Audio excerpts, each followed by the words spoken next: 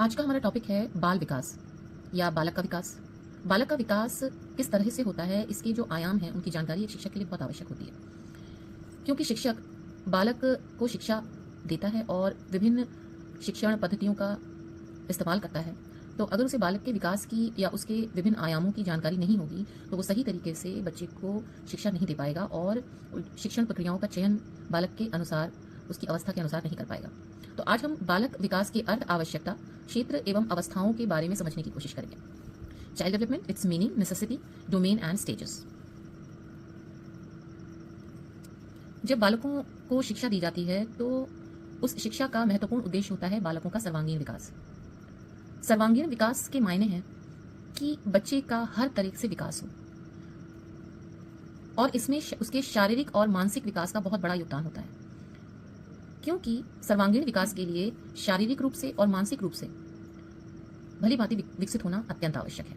कहीं भी इसमें कमी अगर रह जाएगी तो बच्चे के सर्वांगीण विकास में कमी रह जाएगी। बालक के सर्वांगीण विकास के उद्देश्य को प्राप्त करने के लिए बाल विकास के बहुत सारे रूपों पर ध्यान देने की आवश्यकता होती है। सही तरीके से इन सभी शारीरिक, मानसिक, सामाजिक, संज्ञानात्मक, भाषाई, धार्मिक इत्यादि विकास सही तरीके से जब होते हैं तभी सर्वांगीण विकास प्राप्त करने का उद्देश्य सही तरीके से प्राप्त होता है। बच्चे के सर्वांगीण विकास को प्राप्त करने के लिए यह आवश्यक है कि बालक के विकास के दौरान उसके विकास के हर रूप में सही तरीके से विकास हो। जैसे उसके का शारीरिक विकास सही अर्थों में हो, मानसिक विकास सही अर्थों में हो, उसका सामाजिक विकास सही तरीके से हो, संज्ञानात्मक विकास में कोई अड़चन ना आए, भाषाई विकास सही तरीके से हो, धार्मिक विकास उसका सही तरीके से हो, जिससे कि सर्वांगीण विकास के उद्देश्य को अत्यधिक सही रूप में प्राप्त किया जा सके। शारीरिक विकास को अगर समझें तो शारीरिक विकास को हम दो तरीके से समझ सकते हैं। शारीरिक विकास बाह्य रूप से भी होता है और आंतरिक रूप से भी होता है। बाह्य रूप से आप देख सकते हैं कि बच्चे का, बालक का शारीरिक विकास, उसके बाहरी अंगों का विकास सही तरीके से हो रहा है या नहीं हो रहा है। अगर उसका बाह्य विकास, शारीरिक विकास सही तरीके से हो रहा है तो ये एक तरह से सर्वांगीण विकास में सहायक होगा। और अगर कहीं शारीरिक विकास में, बाह्य विकास में, उसके अंगों में कहीं कोई विकार आता है विकास के दौरान तो ये उसके सर्वांगीण विकास में अवरोध पैदा करेगा। इसी तरीके से आंतरिक शारीरिक विकास जो है उसमें शरीर के आंतरिक अंगों का विकास अगर सही तरीके से हो रहा है तो ये उसके लिए बेहतर होगा, उसके ओवरऑल विकास के लिए बेहतर होगा। और कहीं अगर उसके आंतरिक अंगों में कहीं कोई कमी आ रही है, किसी वजह से कोई विकार आ रहा है, तो जाहिर है कि उसका जो विकास है बालक का, उसमें कहीं ना कहीं कोई कमी रह जाएगी। दूसरा है मानसिक विकास। मानसिक विकास भी शारीरिक विकास की तरह अत्यंत आवश्यक है। मानसिक विकास में बच्चे की बुद्धि का विकास होता है और बच्चे के सोचने समझने की शक्ति का विकास होता है मानसिक विकास के साथ साथ, और बच्चे की भावनाओं को समझने की शक्ति का विकास होता है। ये सभी समझ मानसिक विकास से संबंधित होती हैं। अगर कहीं किसी वजह से मानसिक विकास में कोई अड़चन आती है तो बच्चे के सर्वांगीण विकास पर असर पड़ता है। बच्चे के सामाजिक विकास का अर्थ है कि उम्र के साथ, उम्र की वृद्धि के साथ, विकास के साथ बच्चा जिस समाज में रह रहा है, जिस परिवेश में रह रहा है, उसके साथ किस तरह से समायोजित हो रहा है, उसके साथ किस तरह से समायोजन कर रहा है, उसकी समझ अपने समाज के प्रति किस तरह से विकसित हो रही है, इसी को सामाजिक विकास कहते हैं। तो अगर वो जिस तरह का उसको परिवेश दिया जाएगा उसी तरीके से वो बच्चा अपने समाज से समायोजन करेगा। तो जरूरी है कि शिक्षा के दौरान, चाहे वो परिवार में हो, चाहे वो विद्यालय में हो, उसको इस तरह का परिवेश दिया जाए कि उसका सामाजिक विकास सही तरीके से हो और वो स्वयं के साथ भी और दूसरों के साथ भी, जो व्यक्ति उसके आसपास रहते हैं समाज में, उनके साथ भी सही तरीके से अपना समायोजन कर सकें। चौथा है संज्ञानात्मक विकास। संज्ञानात्मक विकास सामाजिक विकास से जुड़ा हुआ है, मानसिक विकास से जुड़ा हुआ है। और संज्ञानात्मक विकास में जैसे जैसे बालक की उम्र बढ़ती है उसी तरीके से उसका संज्ञानात्मक विकास होता है, उसका ज्ञान बढ़ता है, उसकी उम्र के साथ उसकी समझ विकसित होती है और वो उम्र के साथ साथ अपनी समझ को विकसित करता है। तो शिक्षा के दौरान भी उसके संज्ञानात्मक विकास के आधार पर उसको शिक्षा दी जानी चाहिए। पांचवा है भाषाई विकास। भाषाई विकास सीधे सीधे सामाजिक विकास से संबंधित है, संज्ञानात्मक विकास से संबंधित है। जैसे ही बच्चा समाज में विकसित होता है, उम्र बढ़ती है उसकी, तो वो जिस समाज में रहता है उसमें जो भाषा बोली जाती है, उस समाज में रहते हुए, उस परिवेश में रहते हुए, उस भाषा के अनुकरण से, उस भाषा को सुनकर, उसका अनुकरण करके उस भाषा को अर्जित करता है, उस भाषा का अर्जन करता है। इस तरह से उसका भाषाई विकास होता है। तो जिस तरह का उसको परिवेश मिलेगा, जिस तरह की भाषा उसको अपने परिवेश में मिलेगी, उसी तरह का उसका भाषाई विकास होगा। तो शिक्षा के दौरान विद्यालय में शिक्षक को चाहिए कि भाषाई विकास के लिए, सही भाषाई विकास के लिए ये ध्यान देने की जरूरत होती है कि सही तरीके का उच्चारण बच्चे के सामने हो, जिससे उसका भाषाई विकास सही तरीके से हो। और संज्ञानात्मक विकास का भी इसमें बहुत ज्यादा योगदान है, क्योंकि जब भाषाई विकास होता है तभी बच्चे की समाज में एक दूसरे के साथ कन्वर्सेशन करने की, संप्रेषण करने की क्षमता का विकास होता है। तो अगर सही भाषाई विकास नहीं होगा, सही संज्ञानात्मक विकास नहीं होगा, तो बच्चा अपनी बातों को दूसरों के सामने सही तरीके से रख नहीं पाएगा और ना ही उनकी बातों को सही तरीके से समझ पाएगा। तो सही भाषाई विकास न होने के कारण ना तो सही सामाजिक विकास होगा, इसमें भी अड़चन आएगी, और संज्ञानात्मक विकास में भी अड़चन आएगी। दूसरा, जिस समाज में बच्चा रहता है और उसमें जिस धर्म को उसके परिवेश में फॉलो किया जाता है, धीरे धीरे बच्चे में उस धार्मिकता का भी विकास होता है। इसी तरीके से अन्य विकास भी बच्चे में होते हैं उम्र के साथ। बाल विकास अपने आप में 2 प्रकार का होता है। बाल विकास और इन दोनों प्रकारों में एक संबंध होता है, दोनों साथ साथ चलते हैं। बाल विकास गुणात्मक भी है और परिमाणात्मक भी है। गुणात्मक का मतलब ये होता है कि बालक के विकास के साथ साथ उसमें कुछ गुण विकसित होते हैं, जैसे किसी कार्य को करने की कुशलता का गुण। जैसे जैसे बच्चे की शारीरिक वृद्धि होती है और मानसिक वृद्धि होती है, उसमें कार्य करने की कुशलताओं की वृद्धि होती है। उम्र के साथ वो कुछ कार्य सीखता है। जैसे बहुत छोटा बच्चा है तो वो अपने आसपास के लोगों पर अपने कार्यों के लिए डिपेंड करता है, आधारित होता है। लेकिन धीरे धीरे जैसे उसकी उम्र बढ़ती है, वो अपने कुछ कार्यों को अपने आप करने लगता है, और फिर और ज्यादा उम्र बढ़ती है तो वो और ज्यादा कार्यों को अपने डिपेंडेंट हो जाता है, अपने ऊपर इंडिपेंडेंट हो जाता है। इसी तरीके से गुणों के साथ साथ उसके ज्ञान में भी वृद्धि होती है, और उसकी उम्र के साथ विकास के साथ तर्क करने की क्षमता भी बढ़ती है। चीजों को सिर्फ कहने से वो स्वीकार नहीं करता, बल्कि तर्क करता है उनके लिए, और जब उसको तर्क प्राप्त हो जाता है तब वो उन चीजों को स्वीकार करता है। इसी तरीके से और ज्यादा विकास होने पर फिर वो उसके अंदर सृजनात्मकता का विकास होता है, जिससे उसके अंदर नवीन विचारधारा का विकास होता है। ये सभी गुणात्मक के अंतर्गत आएंगे विकास। इसी तरीके से परिमाणात्मक की अगर बात करें तो ये सीधे सीधे बच्चे के शारीरिक विकास से संबंधित है, और गुणात्मक ये बच्चे के मानसिक विकास से संबंधित है। परिमाणात्मक में बच्चे की लंबाई बढ़ती है, वृद्धि होती है उसकी, जो एक समय तक होती है, उसके बाद रुक जाती है। भार भी बच्चे का एक समय तक वृद्धि होती है उम्र के साथ। इसी तरीके से शारीरिक जितनी भी वृद्धियां हैं वो परिमाणात्मक के अंतर्गत आती है। इन सभी जानकारियों के पश्चात एक सवाल उठता है कि शिक्षक के लिए बाल विकास का ज्ञान आवश्यक क्यों है।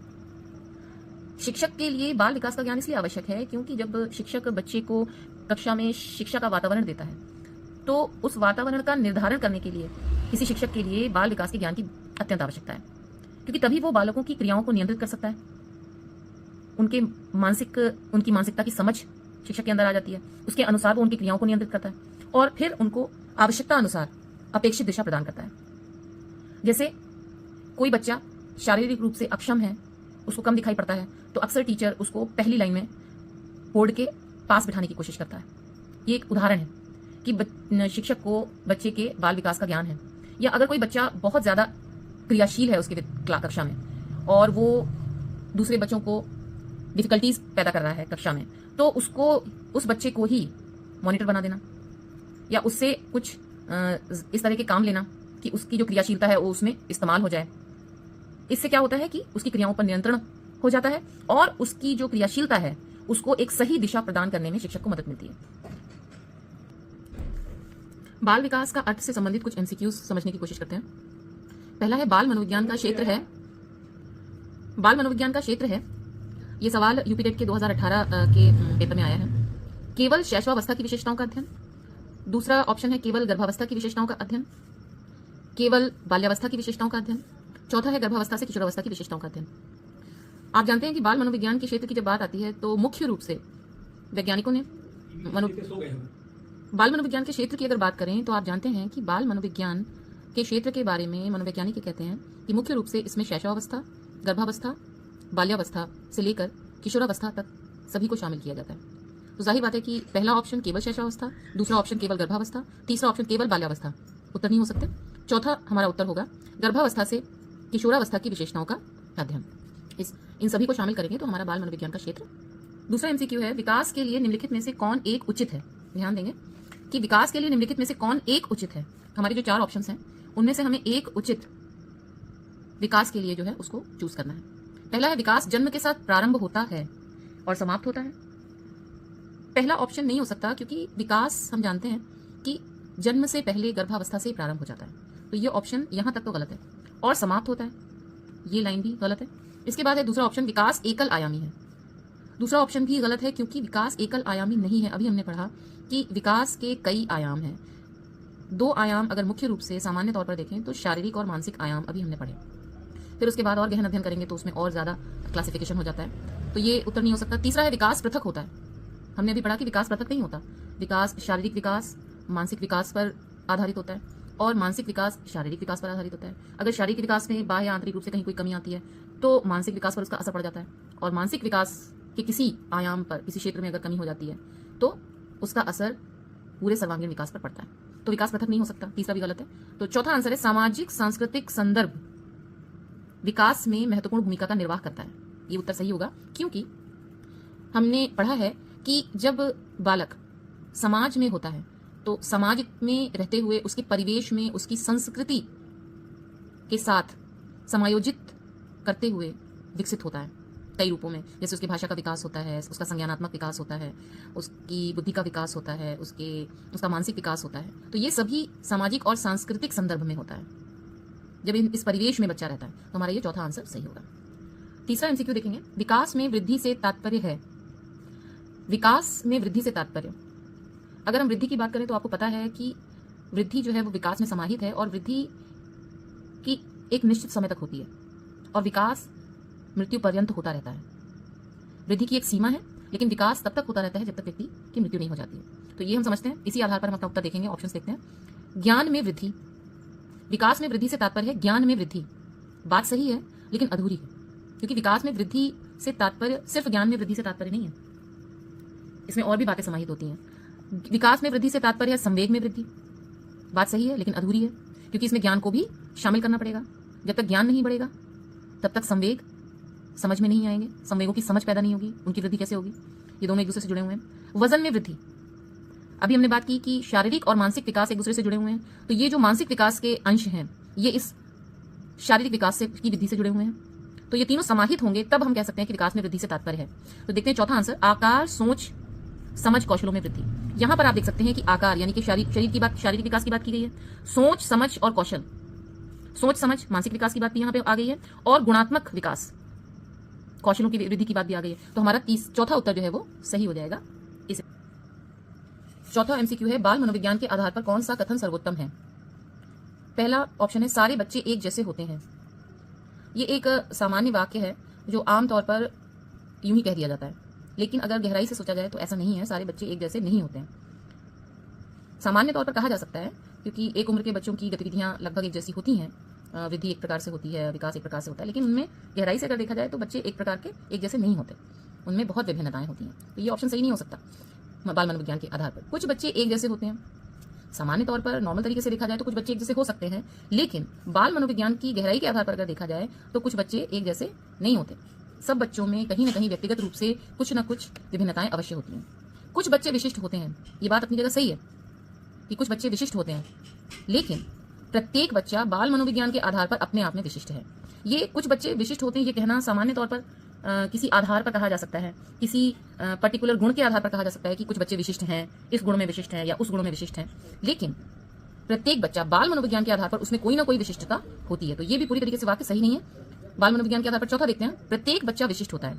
बाल मनोविज्ञान के आधार पर ये वाक्य पूर्ण रूप से सही है कि हमारा जो नजरिया होना चाहिए, चाहे समाज का चाहे शिक्षक का, वो ये होना चाहिए कि प्रत्येक बच्चा अपने आप में विशिष्ट होता है, उसमें कोई ना कोई अंतर्निहित गुण होता है जिसके आधार पर वो विशिष्ट है।